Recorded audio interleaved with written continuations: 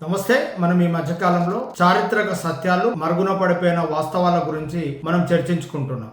అందరికీ తెలిసినటువంటి విషయం ఏంటంటే, జాతీయ జెండా రూపకల్పన ఎవరు చేశారంటే వెంటనే పింగళి వెంకయ్య గారి పేరు చెప్తారు. నిజానికి అది సత్యం కాదు.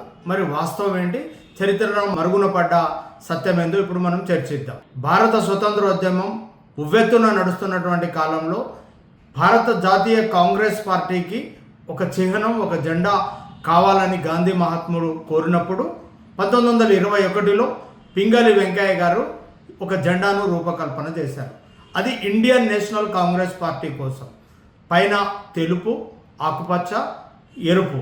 తర్వాత దాన్ని ఆయన మార్చి పైన కాషాయం, తెలుపు, ఆకుపచ్చ, మధ్యలో చరాఖా రాట్నాన్ని పెట్టి స్వదేశీ ఉద్యమానికి చిహ్నంగా 1921లో ఆయన దాన్ని రూపొందించారు. 1947 జూలై 22వ తేదీన పండిత్ జవహర్లాల్ నెహ్రూ పిలిచి హైదరాబాద్కు చెందిన చిత్రకారిణి, ప్రముఖ చిత్రకారిణి సురయా తయాబ్జీని జాతీయ జెండా రూపొందించాల్సిందిగా ఆమెను కోరారు.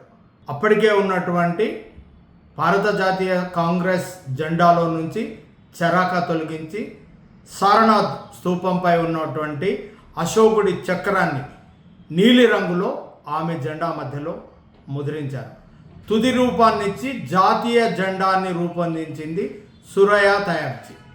కానీ మనకు పుస్తకాల్లో కానీ లేదా ఓరల్గా మాట్లాడుకునేటప్పుడు కానీ ఎక్కడా సురయా తయాబ్జీ గురించి మాట్లాడరు. ఆమె మన హైదరాబాదీ, మన తెలుగు బిడ్డే.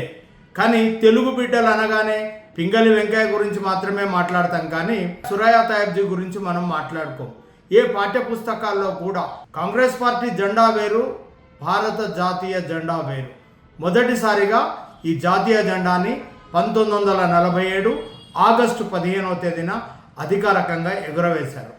ఇది జాతీయ జెండా. అధికారికంగా తయారు చేసినటువంటి జెండాకు పైన కాషాయం, మధ్యలో తెలుపు, చివరన ఆకుపచ్చ, మధ్యలో అశోకుడి చక్రం నీలిరంగుతో 24 ఆకులతో ఉంటుంది. ఇది జాతీయ జెండా వేరు.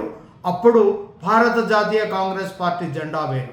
ఇప్పుడు ఈ రాట్నం గుర్తుతో కూడినటువంటి జెండానే కాంగ్రెస్ పార్టీ ఉపయోగిస్తోంది. జాతీయ జెండాను రూపొందించింది సురయా తయాబ్జీ.